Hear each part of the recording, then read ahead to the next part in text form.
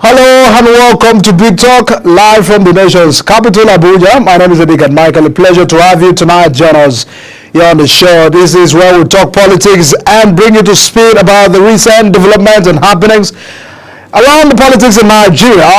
Attention will be at the National Assembly. Earlier today, the House of Representatives has passed for second reading a bill proposing the conduct of presidential, gubernatorial, national and state houses of assembly and local government polls on the same day. The proposed legislation was among 39 constitutional alteration bills passed for second reading and referred to the Committee on Constitutional Review at yesterday's plenary. The bill, which is sponsored by the Chairman of the House Committee on Rules and Business, Francis Weaver, and Ogo Chinere and 34 others, proposes the simultaneous conduct of all the elections on a date to be determined by the Independent National Electoral Commission, INEC. Now, the Electoral Act of 2022 provides for the conduct of presidential and National Assembly elections on the same day and the conduct of the gubernatorial and state house of assembly elections as well as local government elections on a separate date to be fixed by the electoral body. Similarly, the House approved for the second reading a bill proposing the determination of all the appeals from election petition tribunals before the swearing-in of the president-elect, vice president-elect, as well as members elected to the National and State Assembly. That is not all. There was also a deliberation about the removal of immunities from the governors of the state, deputy governors, and the vice president of the country. That bill, that consideration, have also passed some reading right at the floor earlier today. There are a lot of deliberations coming from the National Assembly, beginning from first the House of Reps, and it will get towards the attention of the Senate. A lot of persons are looking at if the deputy governor, if governors are stripped out of their immunities, would that reduce matters of corruption in the country and also helps to combat issues of eradicating impunity and enhance accountability in the public office? These are valid questions many persons have also looked at about the public office in Nigeria, and tonight we'll be doing justice to that conversation. I will also turning attention as again towards the politics in Delta State, in which will be forming part of a discussion tonight on the program. Do well to sit very close to your TV tonight as we navigate the discussion. Joining us virtually tonight to look at all of these developments, the conversation they had at the National Assembly, removal of immunity from governors, consideration of conducting election for president, vice president, the president, the gubernatorial election, and a National Assembly election, the houses of assembly election on the same day. Would that help us reduce the issues of electoral expenses, or would that help? Would INEC be able to conduct that election in general? Honorable Ozualale Bamidele, a member of People's Democratic Party, joins us virtually from Lagos tonight to review this recent move by the House of Representatives. Thanks so much, Honorable, for joining us on the program.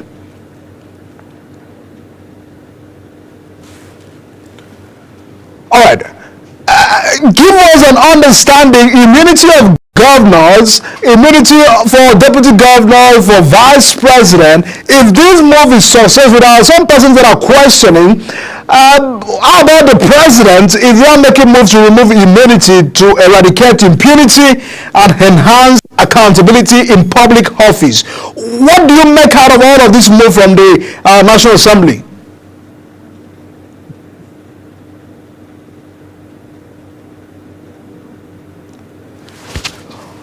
I don't know if you can hear me.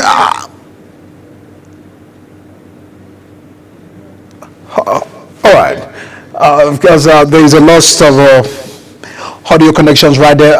Mr. Bamidele, if you could look at your sound and get your feedback to us, of course we will get started on that conversation. But what are the arguments? The argument is that this is a move to curb corruption, to curb immunity, eradicate impunity, and also enhance accountability in public office. If that constitutional amendment that have been sponsored by Solomon Bob, which we the bill for an act to alter the Constitution of the Federal Republic of Nigeria 1999 to qualify the immunity conferred on the president, remove the immunity conferred on the vice president, the governors, and their deputies in order to cope issues of eradicating impunity and enhance accountability.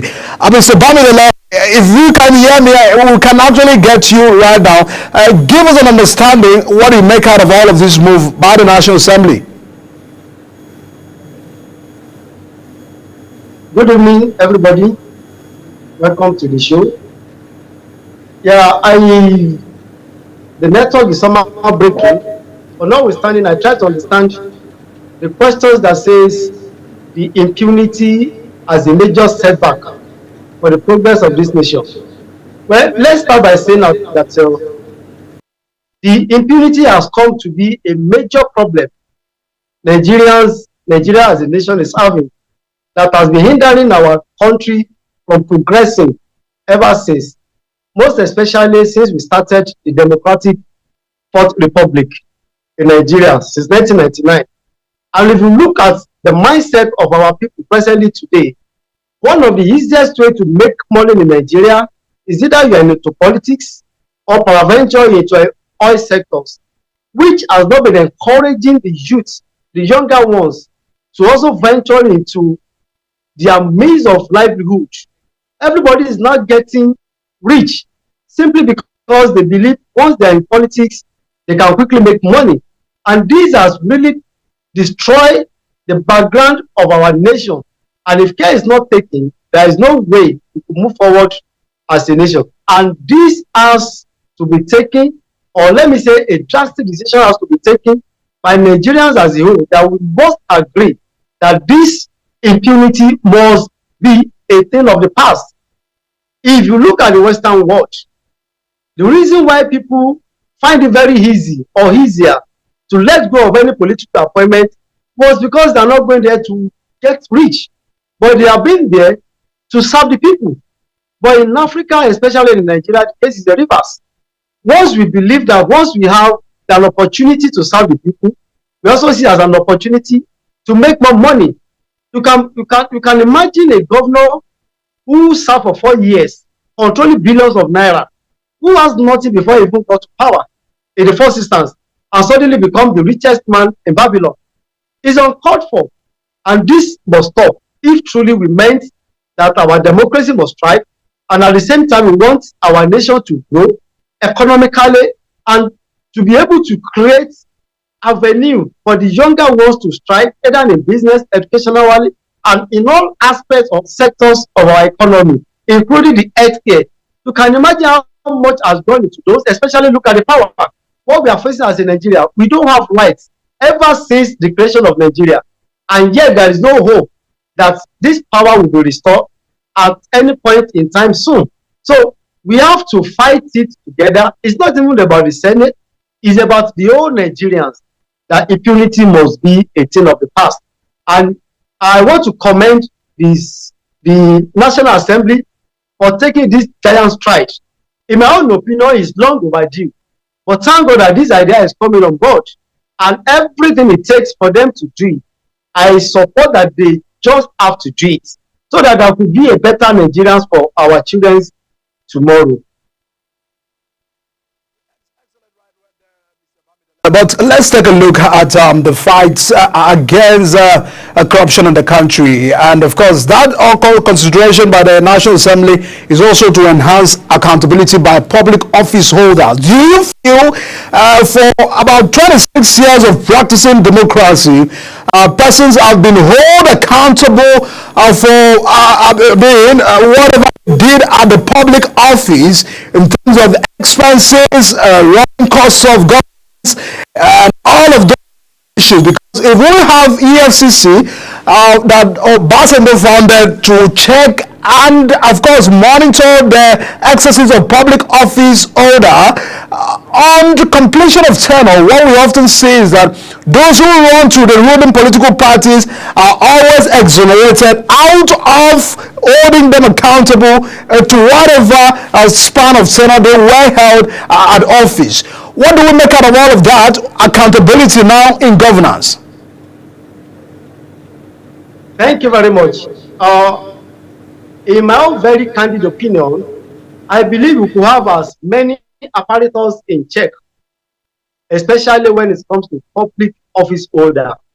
We could have as many as possible, as long as it's going to give us the desired result that we want. EFCC is not enough to checkmate the public office holder. ICPC is not enough. The police is not enough. We need more hands to be on deck as far as this ideology of corruption is concerned. And when we look at it, how many cases have been indicted by the EFCC so far? How many trials has gone? How many people have you seen? Considering the number of people that have hold public office in Nigeria, as far back as 1999, we started this democratic settings.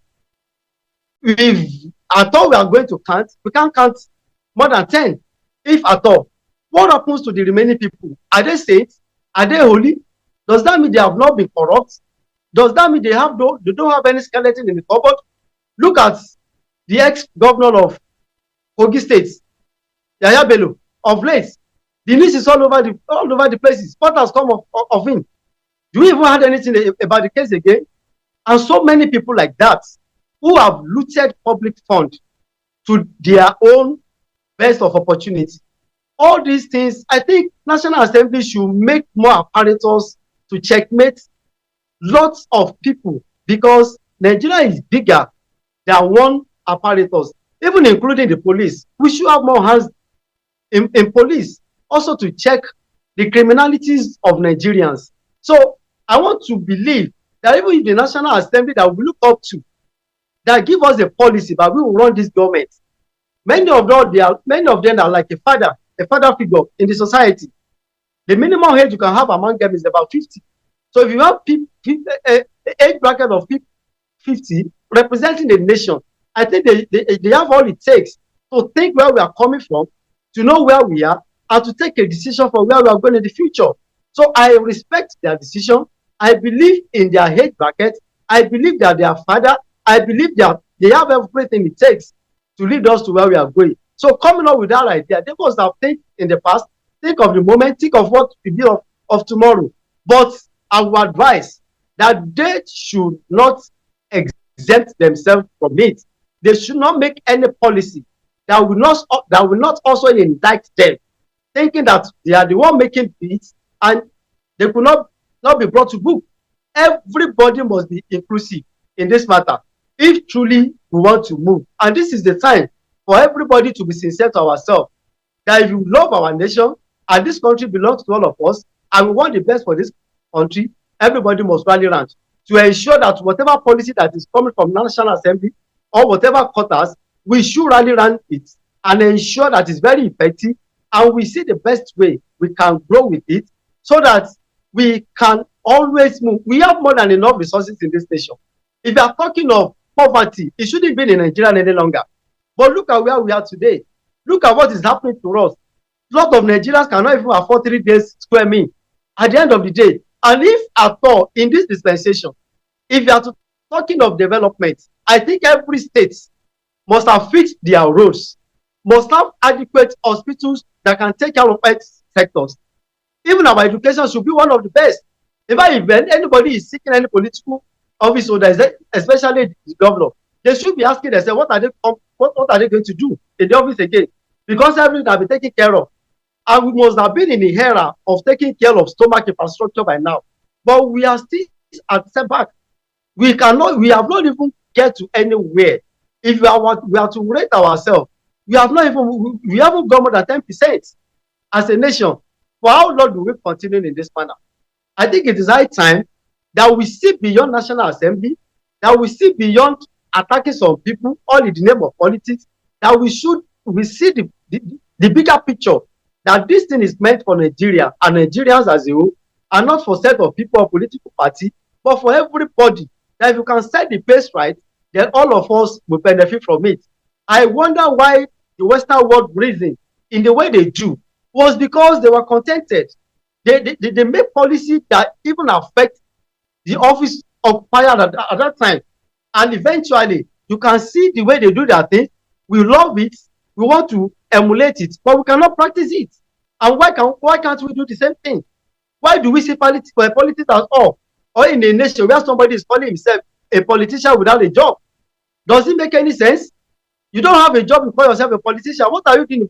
What makes you to be a politician when you don't have a job? And a lot of people have been rich through that means. But we have to go back to the drawing board as a nation and see the best way we can do things effectively. And look at what is happening in Burkina Faso today. We condemned military rule, but they are getting it right. Why? Because a one man that has a vision of a country is far better than 10 people that have a corrupt mind. And that man is now getting it right, and we all see it all over the social media. So what happens if we as a democratic nation can manage ourselves, manage our resources, manage human efficiency in such a way that everybody is in line with whatever the government of the day is bringing? And in quotes, there is no way to discourage others from doing such a thing. Because if you have average Nigerian, why are you going to politics? To make money? But that must be discouraged at this point in time. And we must find a way to ensure that we move forward as a nation. Every policy made in this regard, I think I'm in support of it. Regardless of any political party who is empowered or that bring up the idea, I think I'm in support of it. As long as it will lead us to our glorious land, we should get going with it.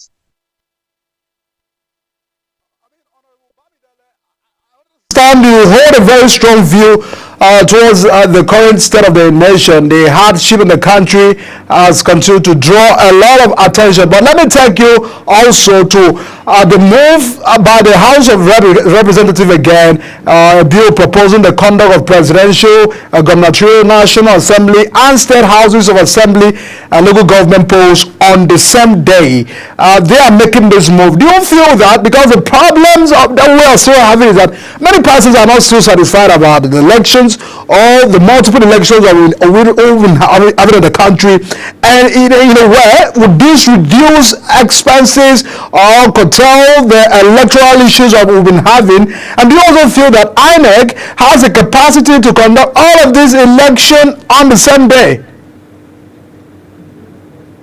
I think we are yet to get to that level, in my own opinion, because even the world is being digitalized.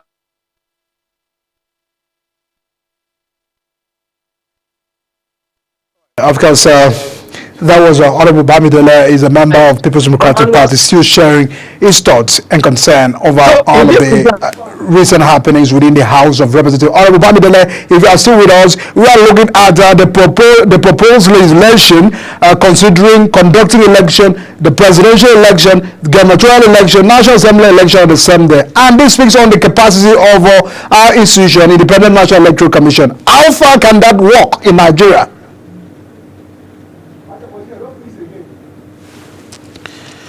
All right.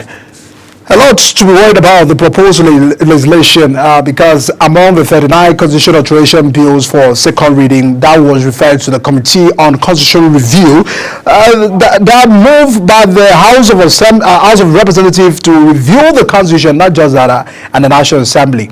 Everybody, if you're still with us, give us the take and your concern about that move. Well, let me come over again. Sorry for the break in the network is somehow.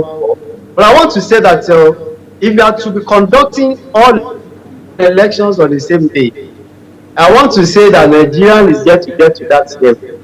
We are still immature in conducting a common election in Nigeria. Simply because, one, our election is not digitalized. We are still operating majorly by analog means of election. Then if the one we are even doing at the moment is even cumbersome for the INEC to handle. So I want to support, pending the time that we get it right, that election as we are conducting as of today should remain. But we must revise a means or devise a means of doing it better. It is not the conduct of election in a day that matters, but the eligibility of that election that really matters to Nigerians. That whoever wants the election should be declared the winner. That in such a way that we can no longer rig an election. Those are the area of interest of every Nigerian, and not because we want to conduct, we want to do it in a day as it is today. Local government election is even one of the worst election ever in the history of Nigeria. There is nothing suitable eligible about local government election, and we are not even looking at that into that direction, because we believe it's being conducted by the state government. How on earth can the state conduct a local government election and the same political party in the state won all the elections, all the local government election and the councillorship? That means the election is not eligible enough. So we need to look deeply before we come up with an idea that conducting presidential election, national assembly, state governorship election will be too cumbersome for us to handle, and eventually our election processes will be so porous that eventually we have a lot of litigations that will not help the growth of the nation. We have a lot of confrontations, a lot of attackers attacking one another just because of election. I think the National Assembly should look at it critically before they make some changes about it. Looking at the past, all the elections conducted in the past, what results have you gotten from it? A lot of things to questions about, many things to question about. So if we are now to model up everything, that will be too good for us as a nation. I think we are not yet at that level, and we should reconsider about it. Mr. Babadele, a lot of persons are speaking about our democracy. I don't know if you have listened to the former president Obasanjo. I mean, when he was responding to the issues of Rivers State, even Mr. Peter Obi, the presidential candidate of Labour Party, there are a lot of voices that are speaking that our democracy is not getting it right, even after the years of practicing it in the country. The recent declaration of a state of emergency in Rivers State has sparked a lot of reactions in the political space. To you, do you feel that President Bola Tinubu is on the path of getting democracy and strengthening the democracy in Nigeria? Thank you very much. This has been a thing of concern to a lot of people in Nigeria.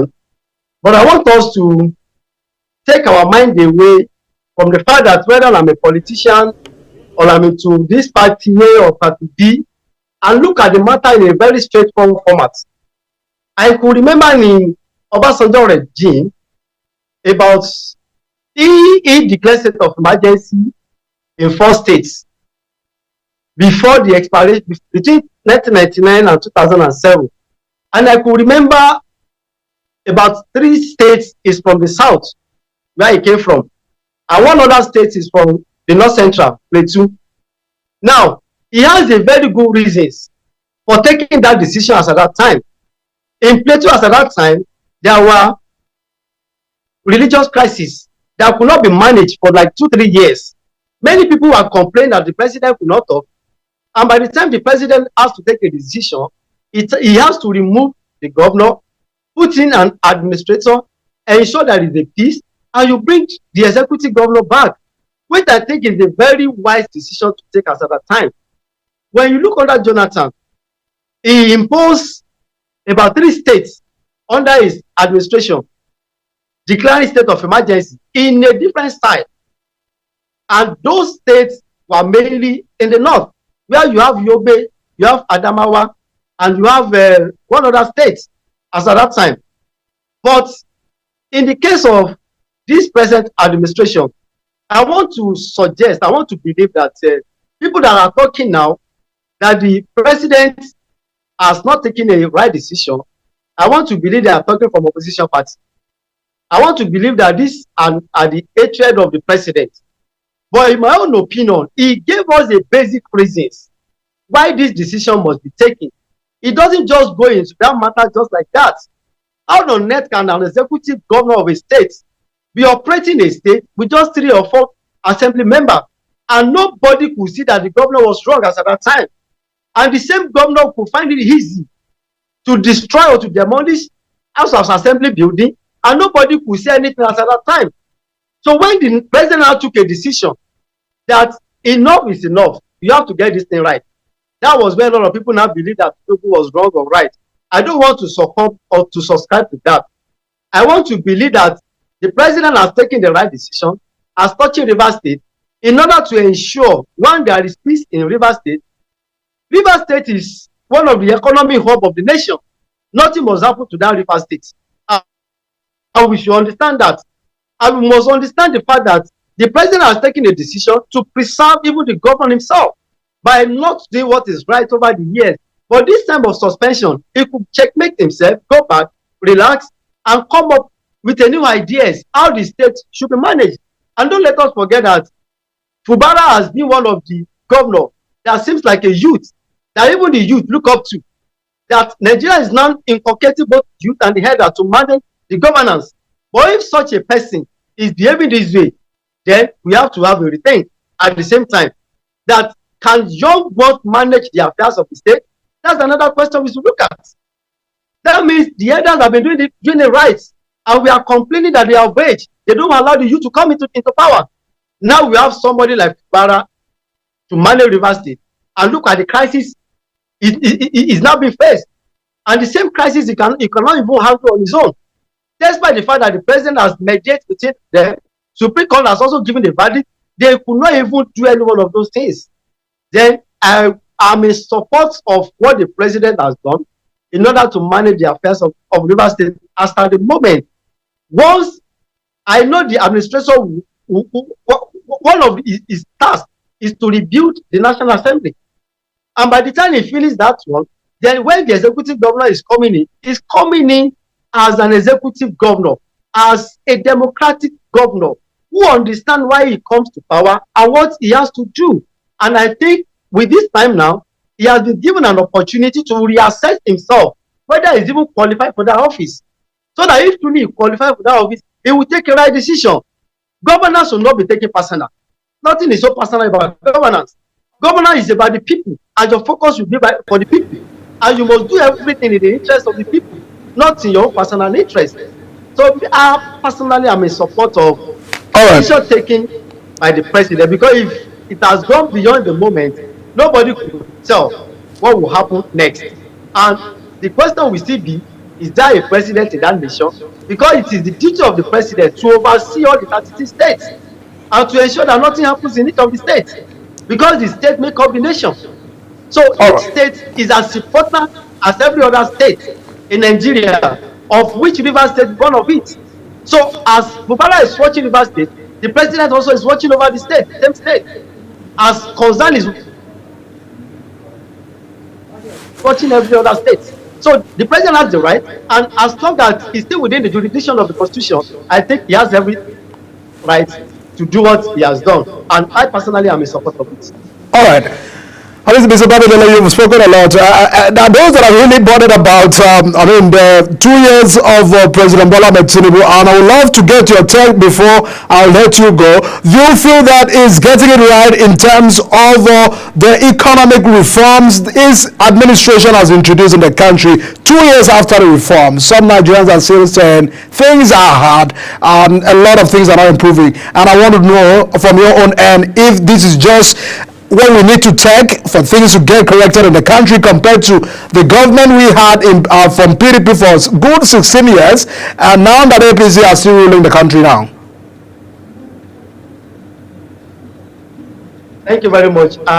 Let me be sincere on this platform by putting it straight that very sincerely speaking, things are hard, of which I'm also part of it. But before we get to this level, there is a basis where we are coming from. Where we are coming from, do we get it right then? If not, every wrong decision taken in the past will always yield a result in the future. I could remember when President Buhari came into power, the first 6 months of his governance, he could not act. And there is this thing circulating in the news there, that what he met in the presidency is something you could not believe. And under the PDP government, especially ex-President Jonathan, we could see how Nigeria is being looted. That idea of looting, we are going to pay for it, of which we are paying for it now. Now, We have paid part of it during Buhari regime, and we are still going to pay more. It is not a function of Bola Tinubu. It is a function of whoever is occupying that seat at the moment. Because the problem was not created in a day. It's the accumulation of problems created over the years. So for us to fix it, we have to pay the price. And that is why I want to appeal to all Nigerians that I may not be an APC man or belonging to APC party, but I want us to be patient with this man, especially based on his economic policy. I'm very sure that sooner than later we are going to get it right.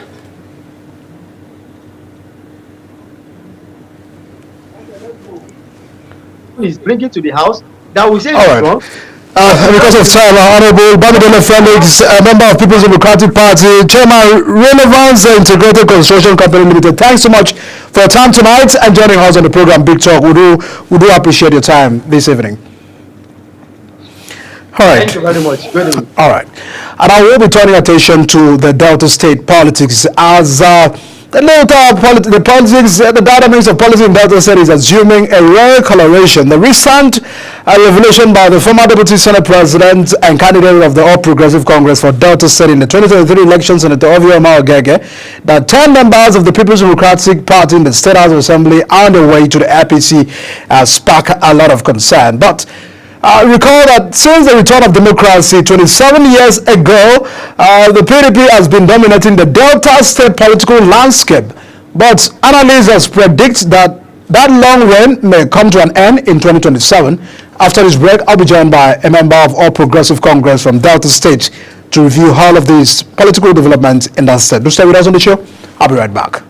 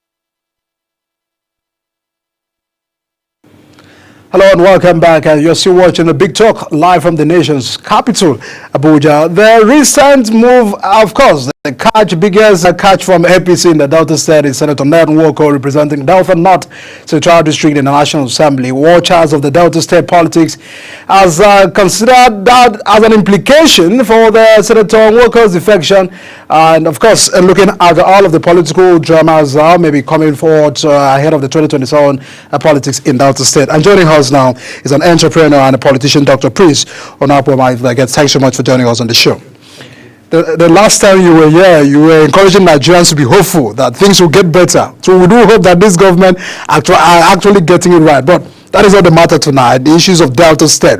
A defection of Senator Nwoko, is it adding to the party or subtracting to the party? Because we've also seen the fact that some persons are not happy that Senator Nwoko has joined the party. Well, the defection of this president Onedmoko is a big plus to our party, and it's not a hidden secret. It's very open data, and the facts are there. This is the first time the Delta IPC is having TV senatorial districts with sitting senators. So it's a big plus to the party. All right. A lot, of course, have been said about the Delta State politics, looking at the consideration of how many senators we have from the Delta State, and looking at himself, the Senator Nwoko, and also Senator and the rest. A lot of persons are looking at the possibility of having all of these senators now. Does it look that very soon the party will take over the House of Assembly? Some person are calculating that 10 members to APC. Does it really look that APC has taken their stand in the Delta State politics as it is now, knowing to the fact that the governor is PDP? APC taking over. I'll be right back, Doctor. Conversation. Do stay with us on the show. I'll be right back.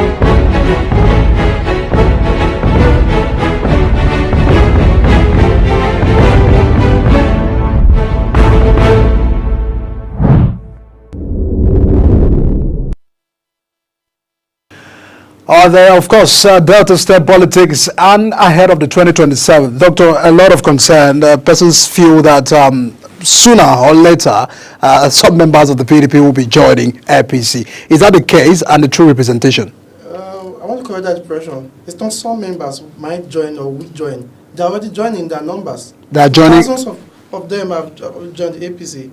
Who are truly progressive. So they have been joining and more as they coming. So it's not like say a hearsay. It's something that's very open. The facts are there. I believe you're in the media, in the media space. You can see them, you know. So it's not something we should be arguing about. So it means that for 2027 it might be a very tough time for PDP in that state. Tough time. Deltas are going to speak because APC has been the choice of Deltas, and by the coming polls, we'll give the people their choice, and that choice is APC. I mean, when you look at the numbers and knowing fully well that the governor is still PDP, some will say that it may be a difficult scenario for that to happen. And also for the past 26 years, PDP has been in control of the state. So what is the magic, a possible calculation, political calculation that might upturn all of those, facts before 2027 politics? Dentists have lost hope in the PDP. And they're buying a key into the renewed hope agenda of the president. And even the PDP are also standing with us on this mandate. The PDP are not campaigning for the APC. So if a political party has lost faith in their own quest, their own existence, how much more the people? So the PDP are in support of the renewed hope agenda, and they are supporting us in all ramifications, from presidency down to the lowest level of government. And that's what we're going to see in the coming polls. So PDP have overstayed in Delta State. Is that the description they are giving all of that? Right now they are packing their bags. From the government house. Of course, they are packing their bags. That may be a political statement anyways, because people will not agree to that as well. I mean, a lot have been said about your party, APC. People, if you go down to the grassroots, people tell you we are hungry, things are hard, and all of that. What has been the attempts by even the leaders of the party to help the situation? We've also seen that given government sometimes had given palliative, but some people said we've not received this palliative. So there are issues that have been raised by even the electorate ahead of what may happen. Well, from our last big talk, I made mention of some key economic reforms that the president and this government has pushed into the system, and these systems have actually brought change. You can agree with me, there has been a paradigm shift in the cost of prices of goods and services in Nigeria. So I can tell you for free that these modalities, these indicators are working, and Deltans and Nigerians are happy. And in fact, the PDP and other opposition parties, they are aware of this change, and that's why they are supporting the APC, even when 2027 is yet to come. Yes. I mean, some persons will still have to disagree with some of those concerns. They are entitled to their opinion. They're entitled to that. Well, it is a politics, and someone was also said that it's still a political agenda for your party to use, because when you look at the reforms of this government, some person have commended the president for the bold and audacious tendency to remove subsidy and all of those action he has taken. But the management of it has continued to be a problem. The post management, some said increasing allocation to state has not helped the situation. Some still have more money, but how has this been used, to improve the lives of the people? Do you feel that where they are channeling, the savings of the subsidy to are not directly affecting, the lives of the people? Because I'm saying that even when you hold on to the fact that in Delta State, people may be happy with this government, but are those that are still have concern that some of the policies or some of the things that have been introduced are not effectively getting to the grassroots? This section is where Nigerians need to focus more on their governors, their House of Assembly members, their senators, and their rep members. Nigerians will stop paying total attention to the presidency alone. The checkmate how these funds are being expended. We fought for funds to be directly paid to LGAs. What are these LGA chairmen doing? How are they spending the resources of the LGAs? What are the initiatives that they are pushing to better the lives of their constituents? It's not just an issue of federal government. Let's look into a concrete look into the affairs of governance. Many states today, they are not observing what we call constituency briefing. Nigerians will start asking questions.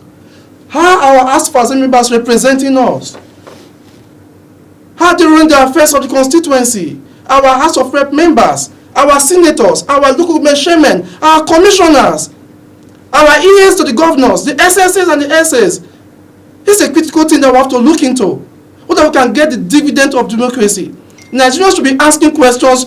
Nigerians will be pressing demands to get dividend of democracy from every public office holder that's representing their interests, because people are not there to represent themselves. They are representing their people. And they just have to start asking questions. They have to push in their demands, requests from your representatives, pushing your demand. If they are not going in line with your expectation as a people, as enshrined with the Constitution, then we should put in demand, ask questions. Call your House of Assemblies for constituency briefing. Call your LGA chairman. We want to know how you spend this resource for our LGA, our constituency, and thereby. So Nigerians will look concretely, not just about the federal government, but into the affairs of state government, House of Assembly, Rep, Senate, and all of that. Right. So your concern is that, attention has been given more to the federal government. So there's a need to also spread attention. That is a very valid point. Let me get back to the politics of Delta State. Some people said the former government probably did well within your state. Talking of government of Okowa, and that probably saw the emergence of his successor today. Is that following the line of development within the state, or the things that you feel that your party, Senator Omar Ogege, would have done better if he had won the last gubernatorial election?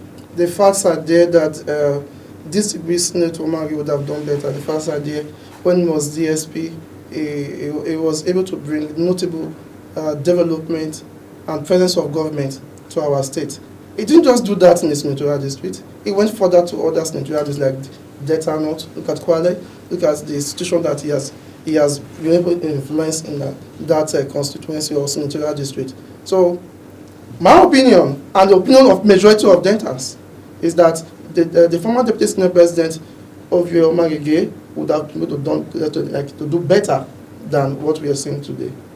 I mean, so a lot of it looks a lot of concern about, because what are the people really saying? What are the people of Delta State feeling? Because what matters is the fact that since the creation or the dispensation of democracy, we should be able to measure how far these people, the infrastructural development in the state, have really looked like, and for you to even talk of politics, because politics has to do with the people. Without the people, we may not talk of politics. How do the people feel generally in Delta State today about management of their resources and all of that? Deltas have high expectation, more than what we are seeing today in Delta State. I'm not just talking about this government, I'm talking about previous administrations as well. Delta deserves better. Delta State is supposed to be compared to Lagos State, because we have the resources and government presence. We have the technical know-how. We have all it takes, natural resources, to get to the level of Lagos or even more. So the Deltans are having a high stake of expectation, more than what we are seeing. Governance should not just be about building roads, like say road infrastructures, flyover, or concentrating on a particular senatorial district or local government. There are other local governments.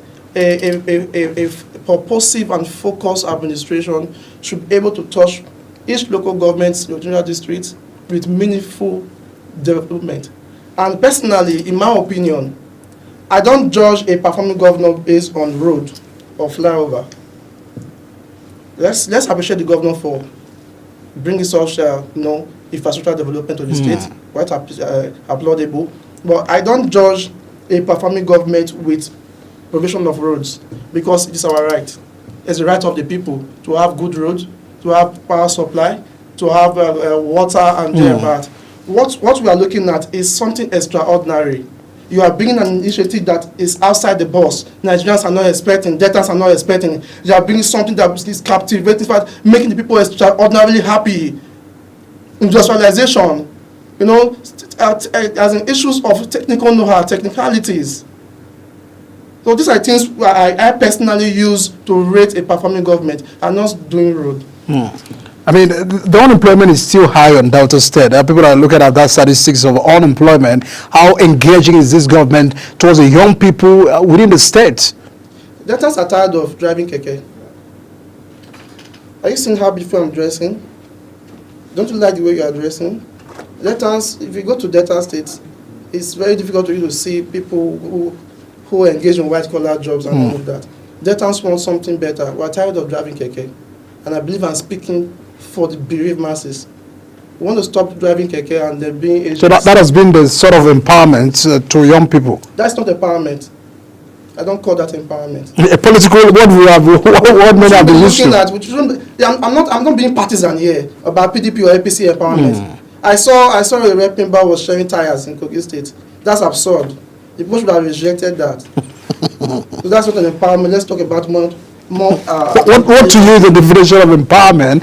And because there are some of them that will say they cannot do more because their responsibility was to go make laws, in the National Assembly. If you look at the lawmakers as well. If your responsibility is just to make laws, then you shouldn't be going there. If you're out of ideas, then you shouldn't be going there. So we need people that have ideas, and that's why we always praise the likes of Honorable Matthew Omonade, the honorable representing constituency 1 in the Delta State House for Assembly, and he has a very enviable track record and is doing well. And I tell you, in no distant time, I'm going to support him for governor and other federal appointments. So he has done what you mean by empowerment? Of course. As an assembly member. It's changing the narratives. And I can take it to my state, Delta State. Let's go and do fact finding for ourselves. If you are not too busy. I mean, a lot have been said about how party members can, increase the popularity of the party, the actions of even the leaders. I mean, I understand you are from the ward, and I also know fully well that what matters is the fact that what you do matters to when you come back to ask them for vote. Because of course, political voting has always been your influence within your polling units, your influence within your ward, and all of that. What activities can, persons play to also cushion, the effect of hardship and the pressure on the government of the day? In as much as we have not gotten hold of the governorship seats of the state. My party, the All Progressive Congress, the only party that Deltas love and will always support in the coming polls, has done massively well in fighting and cushioning the high level of poverty and hunger in the state. And that's why our representative, our senators, the ASPAS members, and party faithfuls who are professionals in different trades and industries, they are doing their best to ensure that in their best capacity provide assistance for our people. And I myself, being a progressive member of the party, who believe in this party, have to do that as well in my own small capacity. And as time goes on, we're able to do more. So that a lot of things that we're doing, look at Honorable, look at the empowerment she's doing for our people. In fact, it speaks volume for our party. It speaks volume for our party, and we are very confident of victory. So, I mean, when in all of these, you feel that all of these contributions, it gives the party a brighter future in the state, ahead. The brighter days are here. It's already here. It's already here. The agendas are already seeing it in the APC. All right. I mean, we'll continue to monitor that development and know how that works. Dr. Prince Onoboma is an entrepreneur and a member of All Progressive Congress. Thanks so much for joining us on the show tonight and sharing your thought on all of that development. The politics of Delta State is still ongoing. The dynamics and concern about how these may be driving towards ahead of their future and the next political dispensation is a matter of concern. But this is where we draw the curtain tonight on the show Big Talk. Thanks so much for joining us. See you again.